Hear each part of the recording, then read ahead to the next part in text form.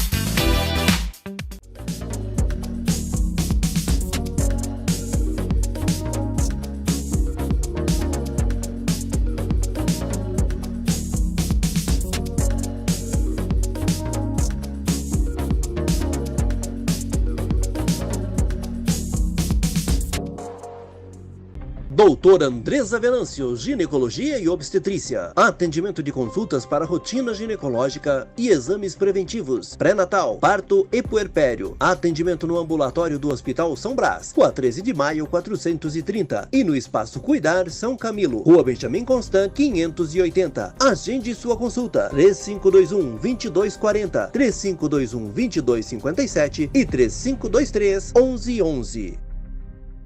Faça a escolha certa. Escolha Influx, o domínio do inglês mais rápido. Com garantia em contrato. Isso é o contrato, assinei. Não improvise. Pensou em inglês? Pensou Influx. Para sorrir mais. Para viver melhor. Para sentir-se ainda mais linda. Royal Face. Você linda o tempo todo. Botox. Preenchimento, fio de sustentação, bioestimulador e mais de 40 procedimentos. A Royal Face sabe que independente da sua idade, você pode estar radiante. Ame, curta, viva a Royal!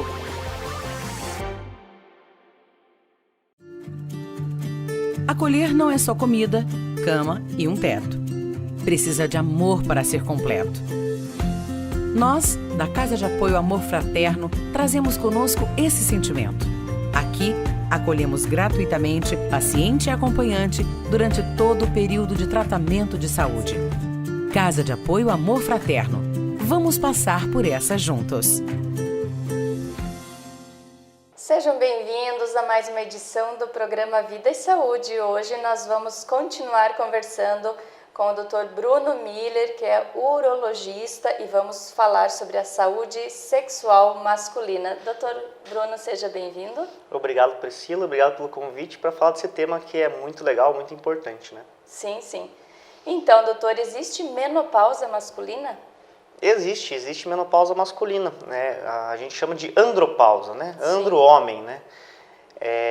O homem, então, com o envelhecimento, ele vai tendo os níveis de hormônio alterado. Os testículos, que é os órgãos que produzem o hormônio masculino, com o passar da idade, eles podem entrar num estado de deficiência, de falência e não conseguir produzir o hormônio necessário que o homem precisa para ter uma vida saudável, né? Então existe a andropausa. E o urologista é o profissional que faz o tratamento dessa condição, que é uma condição muito ruim para o paciente. O paciente começa a ter vários sintomas muito complicados. Tem a questão sexual, que ela é afetada, né? A libido pode estar diminuída, a própria ereção não fica satisfatória para o homem. Mas existe um outro conjunto de sintomas que aparecem nesses pacientes que estão com o hormônio um pouco baixo, que é de ordem de cansaço, né? Fadiga, o paciente fica cansado ao longo do dia, fica muito estressado, ele sabe que ele não está numa condição normal, né? Sim. Ele chega em casa após o trabalho com um nível de estresse um pouco mais alto, né? Não é o normal dele, não era o que ele estava acostumado antes, quando os hormônios estavam bem. O sono dele não está muito legal também, ele chega reclamando, o paciente chega reclamando que o sono está afetado, não consegue dormir, ou quando dorme, acorda, mas parece que está cansado, parece que não descansou. Então, quando a gente faz análise desses sintomas, o paciente chega falando que, né, já tem uma idade condizente com um possível diagnóstico. A partir dos 45, 50 anos, a gente começa a ter casos de andropausa nos homens. Claro que o mais prevalente é com idades acima de 70 anos, mas quanto mais idoso... Mas cada um é diferente. Mas cada um é diferente, cada um desenvolve essa andropausa, né? E nem todos os homens desenvolvem essa andropausa, não é igual a mulher que com certeza todas vão entrar nesse processo, né? É por isso que os dois processos eles têm algumas diferenças, né?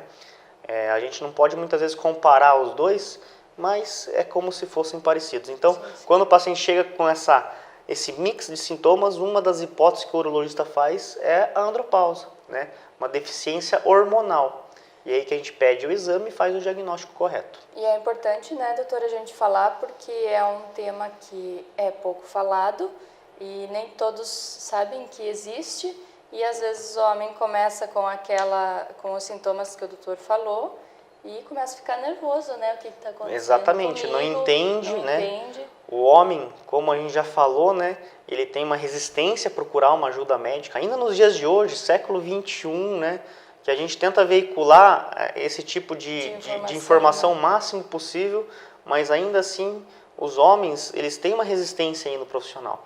E como é uma coisa, né? São sintomas muito variados, né? Que afetam tanto o sono quanto a disposição física dele, também a parte sexual, e são sintomas lentos, são sintomas que começam devagarzinho, então muitas vezes ele não é uma coisa abrupta, né? Ele não percebe, e se ele percebe, ele acaba até falando assim, você pergunta, como é que está o seu sono, a qualidade do sono? Ele fala, normal, né? O paciente fala, normal, está normal, mas como está normal? Ah, eu acordo cansado, mas isso já é o meu normal. Mas opa, não, isso não é normal para ninguém, né? O seu normal para você, para o paciente, às vezes está normal aquela condição porque ele já se acostumou com aquilo, né? Então a gente não pode deixar passar isso, a gente tem que procurar o diagnóstico, tratar, porque o paciente tem uma melhora muito grande depois do tratamento. Então, você que está nos assistindo, fiquem atentos que o acordar cansado não é normal para ninguém. Não né? é normal, principalmente com o avançar da idade. Então, a gente tem que fazer o diagnóstico, né? Homens acima dos seus 50 anos, 60 anos já podem ter um pouco de deficiência hormonal. Né? Então, E é normal, doutor, o homem envelhecer e ficar infértil? Como que funciona? A fertilidade do homem ela não é tão afetada, né? Então, como a gente já falou, o testículo muitas vezes ele pode ter sinais de falência na produção hormonal, né? Mas muitas vezes a fertilidade do homem não é tão afetada quanto a parte hormonal. É muito diferente, por exemplo, da mulher, né? A mulher, quase que ela está programada, geneticamente falando, para, a partir de certa idade, ela não ter mais a ovulação, ela não ter mais a menstruação, né? O ovário dela, ela nasce com uma quantidade de óvulos dentro do ovário limitada, né? E essa quantidade de óvulos que a mulher já nasce, ao longo da vida ela vai ovulando, né, em cada ciclo menstrual e vai eliminando, exatamente, ela não produz novos óvulos. Sim. O que é totalmente diferente do homem. O homem não. O homem, o testículo, continuamente ele está fabricando espermatozoides, fabricando as células, né, germinativas que vão culminar com uma possível gestação. Então, apesar de ter queda nos parâmetros, né, queda na quantidade de espermatozoides e às vezes na qualidade desses espermatozoides que o homem produz, muitas vezes não chega a afetar a fertilidade única e exclusivamente por causa da idade. Né? O homem ele pode ter uma redução da fertilidade, né? Mas aí pode ter decorrência de outros fatores. E aí que a gente também investiga para saber exatamente quais são as causas que podem estar envolvidas com essa redução. Correto. E doutor, todo homem vai ter uma disfunção erétil ao envelhecer? essa frase, ela não é... A gente costuma falar um pouco diferente. A gente costuma falar que todo homem, ao longo da vida, ou pelo menos 50% dos homens ao longo da vida, podem ter disfunção erétil, né? Ou seja, é muito comum com que os homens hoje tenham algum problema, alguma insatisfação sexual de várias causas, né? Então pode ter deficiência hormonal, como a gente comentou, mas pode ser o uso de algum medicamento, pode ser algum problema vascular, pode ser algum problema de cunho psicológico, ansiedade, estresse, né? Então, os homens podem ter esse problema ao longo da vida, e é muito comum que tenham. Agora, muitos desses problemas são plenamente resolvíveis, né? São reversíveis. Então a gente consegue... Existe tratamento. E muitos deles também são causas autolimitadas. O homem teve um episódio, né, de alguns meses de estresse, de algum problema que ele teve na vida, passou por um período de disfunção erétil, e isso se resolve quando ele consegue ter uma melhora do quadro base dele. Então é muito comum com que os homens tenham essa disfunção erétil. Agora, falar com que todos os homens vão ter disfunção erétil ao longo da idade, isso não é uma verdade. Ou seja, não é porque o homem está com 70, 80 ou 90 anos que com certeza ele vai ter disfunção erétil. Isso é uma mentira. Outros fatores, né? Existem outros fatores e a gente consegue hoje, na grande maioria dos casos, fornecer, né, prover o homem, mesmo de 80 anos, 85 anos, uma saúde sexual satisfatória para o homem daquela idade, né? Veja só que interessante. Então, e muitos homens, inclusive, não precisam de nenhum tipo de tratamento para ter uma saúde sexual saudável, né? Mesmo os octogenários. Agora, o que é muito comum é o homem, né, ali com seus 70, 80 anos, estar num processo de, né, dificuldade na ereção ou alguma insatisfação sexual, mas ele acha que aquilo é normal. Ele acha que pela idade dele estar avançada, né, que ele considera avançada, ele já não vai mais ter uma ereção saudável. Então isso é mentira. O homem, ele pode procurar ajuda, ele pode ter uma melhora sim no padrão sexual dele. Correto. Doutor, uma coisa que a gente vê assim bastante comum, né, dos homens usarem alguma medicação para facilitar a ereção. Inclusive, esse tipo de medicação é bem acessível, né? Existem contraindicações do uso contínuo de medicamentos assim? Existe, não é nem de uso contínuo, é uso de uma vez só mesmo. Existem contraindicações muito graves. Então, por exemplo, como a gente já falou, a disfunção erétil ela tem várias causas. Quando a gente passa no urologista, a gente vai identificar exatamente qual que é a causa daquele paciente para fazer o tratamento daquela causa, porque cada uma delas tem um tratamento diferente. Sim. Acaba que muitas vezes, por propaganda ou por contato com um vizinho, com algum amigo, né? Que é bastante comum. O homem acaba fazendo uso daquele remédio, daquele tratamento que aquele outro paciente usa, porque aquele outro paciente teve uma melhora. Mas a causa pode não ser a mesma, né? E aí que o paciente usa um remédio muitas vezes que não funciona, para o caso dele, mas o que é mais grave é que ele pode se prejudicar. Por exemplo, um dos remédios mais usados aí, o famoso Viagra, né, que é o Sildenafil, ou o Cialis, eles podem ser usados, eles são uma indicação formal de tratamento da disfunção erétil em alguns casos, porém, eles têm uma contraindicação muito grave, que são problemas cardíacos. Então, se o paciente tem algum entupimento de alguma artéria do coração e faz uso desses remédios, ele está correndo um risco muito grande, né? Ainda mais que ele vai fazer um exercício físico durante aquele uso. Então, tanto que a gente ouve, às vezes, falar notícias, né, que teve um infarto num motel, ou então um paciente que estava tendo uma relação sexual e infartou. Muitas vezes, alguns casos têm a ver com esse uso indiscriminado, né? E é por esse motivo que muitas vezes o urologista acaba pedindo exames do coração, né? A gente pede exames para verificar a saúde do coração, para depois ter uma segurança, né, em prescrever alguns remédios. Claro que, às vezes, uma anamnese bem feita, um exame físico bem feito, a gente já consegue ter bastante segurança em prescrever. Agora, os pacientes que têm dúvidas, a gente pede exame, às vezes até a gente encaminha para o cardiologista examinar muito bem o coração do paciente para depois a gente iniciar o tratamento da disfunção erétil de forma adequada. E é até bom que o doutor colocou isso, porque às vezes o paciente chega em casa, puxa, eu fui no urologista, ele me pediu o exame do coração, né? Sim. Então, para ver como que o médico tem que avaliar todas as questões, e é importante também todos os exames, né? Exatamente. O tratamento do paciente ele tem que ser como um todo sempre, né? Não adianta você pensar só num aspecto e deixar de lado, às vezes, outra coisa mais importante, porque esse paciente que ele tem um problema do coração e que não sabe que tem, né? Muitas vezes ele está incomodado com a insatisfação sexual dele, mas o problema do coração está ali. Mais grave ainda, sabe que né? às vezes problemas cardíacos não dão sintomas, né? Não tipo dão. a pressão alta.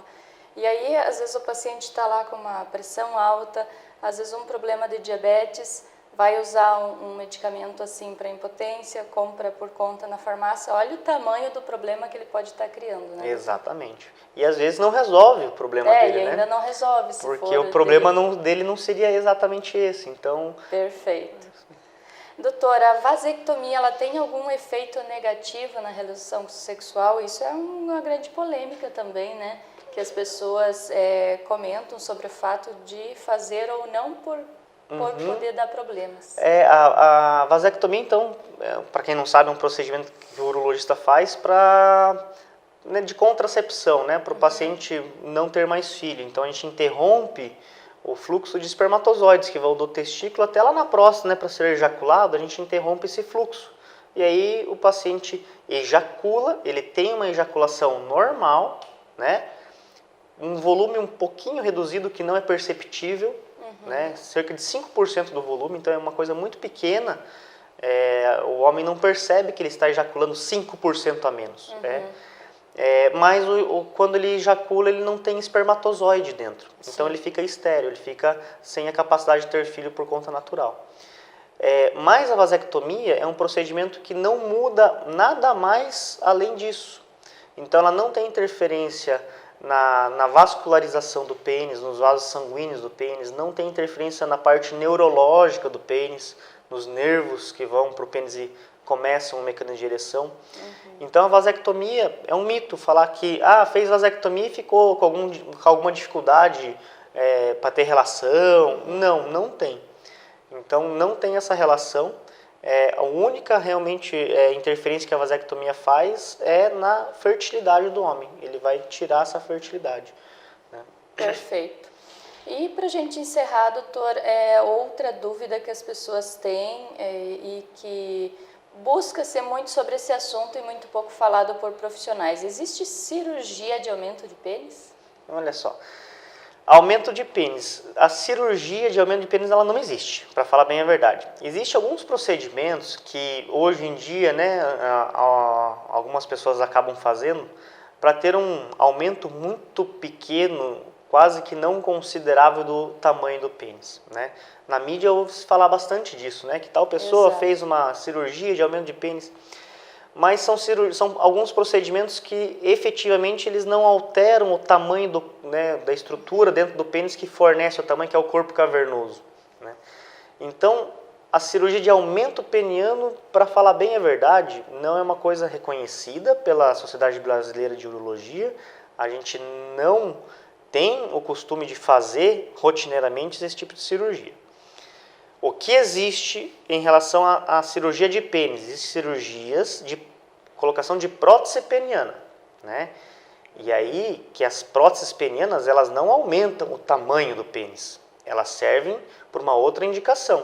Elas servem para dar a rigidez que o homem perdeu por algum motivo durante a vida, né? Disfunção erétil, que já está refratário, a gente não consegue mais tratar com outras medicações, nem com remédio por via oral, nem com injeções. E aí o paciente existe a cirurgia corretiva disso. Exatamente, então. Existe uma cirurgia para... né, o paciente ele está em disfunção erétil, né? Sim. E aí que ele está num problema grave de disfunção erétil, ele não consegue ter ereção com nenhum outro tratamento, a gente faz uma cirurgia de colocação de uma prótese peniana. O que é muito diferente de cirurgia de aumento de pênis, né? Para pacientes muitas vezes jovens que querem ter um pênis um pouco maior.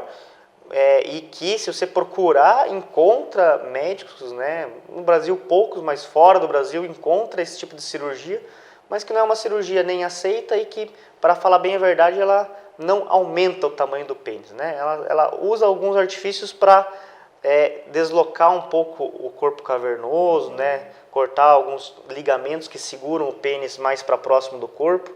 E aí o paciente tem uma sensação que o pênis está um pouco, uma sensação de aumento, mas o tamanho não aumentou nem 1 centímetro. Como essa cirurgia não é reconhecida, ela existem alguns riscos? O principal problema são os riscos que existem, né? O paciente busca um tipo de tratamento e pode arrumar um problema, ele né? quer um resultado final de aumento, mas na verdade ele tem alguns riscos associados, né? Então isso faz com que a cirurgia não seja, além de ela não ser efetiva, né?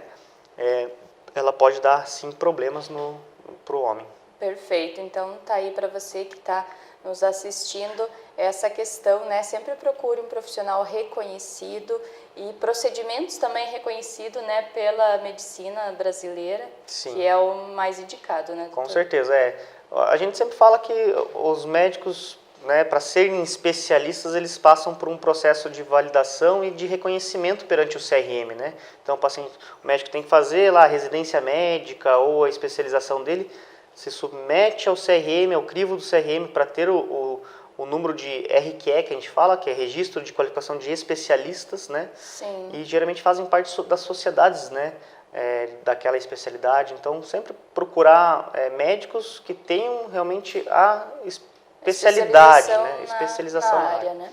Exatamente. Correto, então. Obrigada, doutor Bruno, pela participação, pelas informações que com certeza serão de muita validade, haja vista, né, que não temos muito acesso a esse tipo de informação por profissionais qualificados. Perfeito. Obrigado pela oportunidade de falar e estamos à disposição sempre. Ok. Se quiser passar para o pessoal o endereço aqui da clínica, onde a senhora atende? A nossa clínica fica, Clínica Angiocor, ela fica localizada próximo ao Clube 25 de Julho, em Porto União, na rua Antíoco Pereira. Bem na praça, bem fácil de achar, né? Perfeito. Foi aí mais um programa Vida e Saúde para você.